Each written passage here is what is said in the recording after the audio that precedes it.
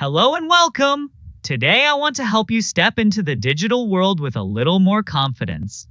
Have you ever tried to sign up for a website and suddenly it stopped you with a message, "Please enter your email address"? Or maybe you wanted to log into Social Security or Medicare, but without an email, you couldn't even begin. Perhaps your bank told you that online statements were only available by email. Or you ordered something from Walmart or Costco, and the order confirmation was sent only to an email address you didn't have. These are common situations, and they show us very clearly that email is no longer optional, it's necessary. Especially for adults over 50, almost every important service now requires an email address. So today, I'm going to guide you through creating your very own Gmail account. We'll take it slowly, step by step. And by the end, you'll have an email address that works anywhere in the world. Don't worry if you make mistakes along the way. That's completely normal when learning something new. Just pause the video if you need to, and join me again when you're ready. Now, let's start this journey together. Think of email as a lot like regular mail. But instead of sending paper letters, you're sending digital messages through your computer or phone. Just like regular mail, email has an address. Your home has a street address so the postal worker knows where to deliver your letters. An email address works in exactly the same way it tells the internet where to deliver your message. The difference, of course, is speed. While a letter might take days, an email arrives in seconds. And best of all, it's free. No stamps, no envelopes. Once you have an account, you can send unlimited messages at no cost. So why is email so essential? Let's think about daily life. Your hospital or clinic may send you appointment reminders or even your test results by email. Banks and credit card companies use email to deliver monthly statements, payment alerts, and confirmations. Government services like Social Security, Medicare, and the IRS often send important updates electronically. And for many seniors, those emails include critical information. Almost every online service now requires an email address. Whether it's shopping at Walmart or Costco, booking travel, or signing up for an AARP membership, you need email to create the account. Confirmation messages, receipts, and password resets all go straight to your inbox. Even churches, clubs, or volunteer groups often use email to share newsletters and event reminders. In other words, email has become the universal key to the online world. Without it, you simply can't get into many of the services you depend on. Now, let's look at how email addresses are put together. Every address has the same simple structure. First comes your unique name or ID. This could be something like John Smith, or maybe something fun like Grandmat 1024. Next comes the @ symbol, the little @ sign. And finally, the service provider, which tells people which company you're using. For example, minamacmail.com, susan@yahoo.com, david@outlook.com, or jonatal.com. Today we're going to focus on Gmail. It's the most popular service in the world, with over 2 billion users.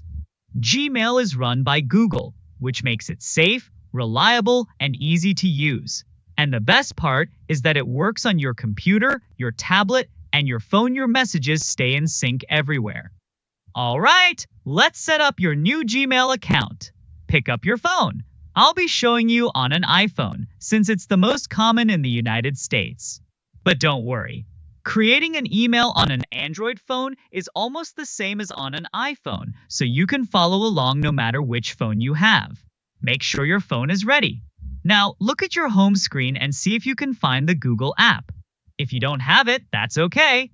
You can just open any internet browser, Chrome, Safari, Firefox, or Microsoft Edge, and in the search bar, type Google.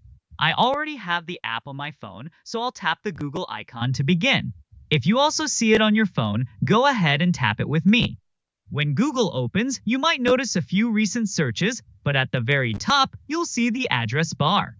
In that bar, type Gmail. Usually the first result will say email, Gmail, Google. Tap on that. This will take you to the sign-in page.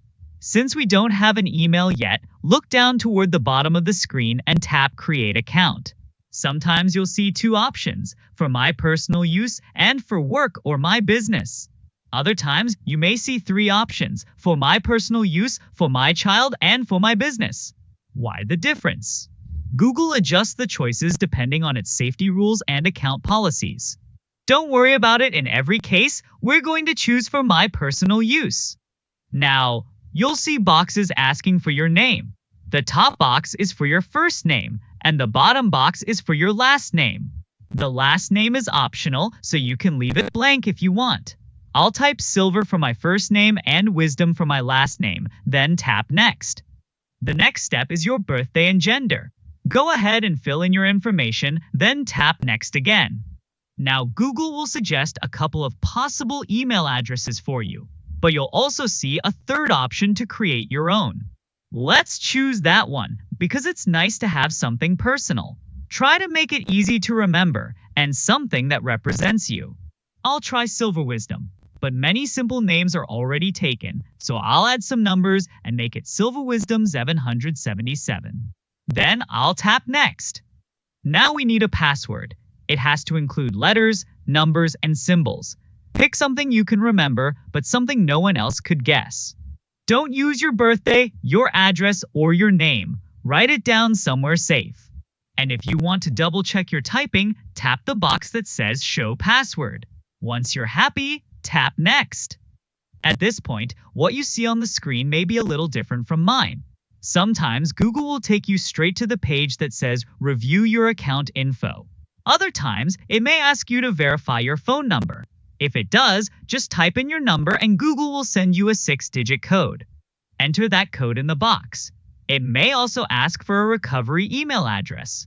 If you don't have another email, you can skip that part. Why does Google sometimes ask and sometimes skip? It's because Google looks at risk.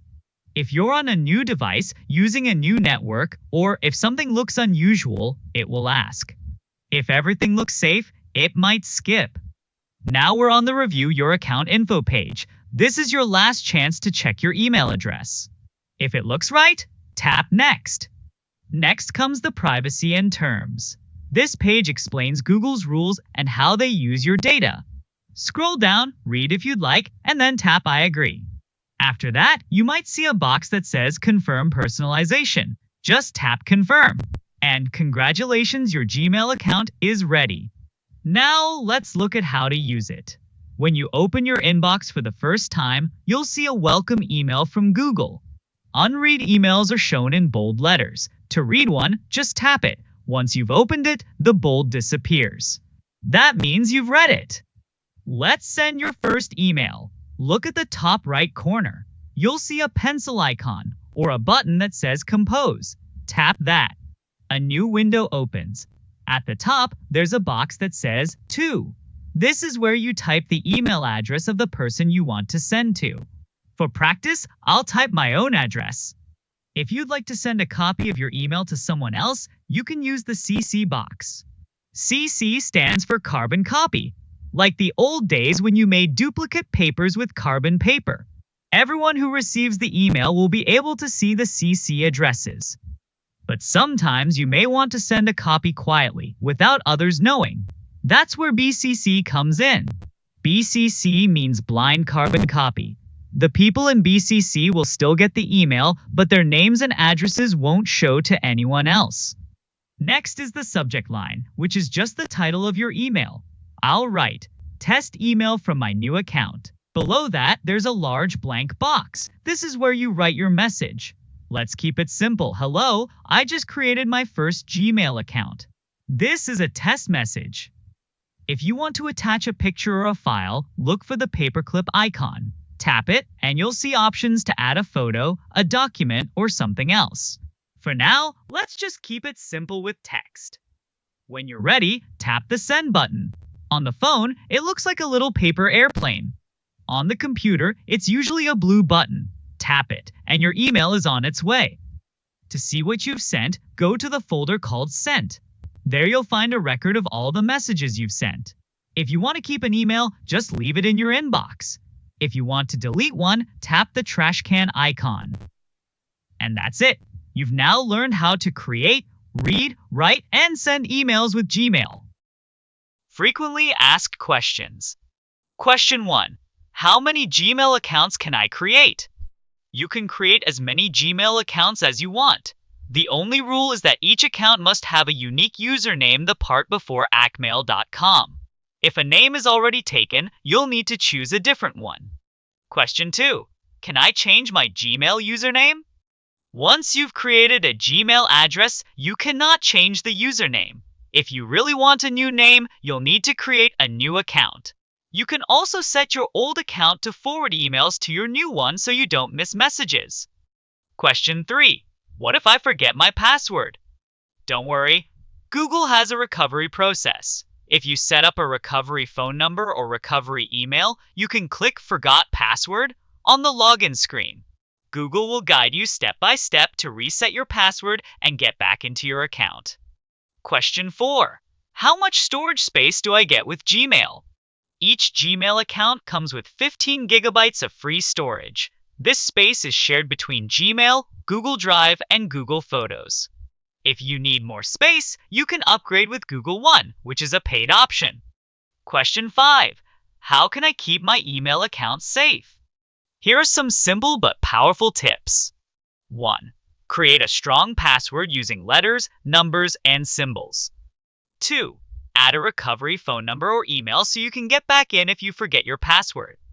3. Be careful with suspicious emails. Check the sender before opening links or attachments. 4. Always sign out if you're using a public or shared computer.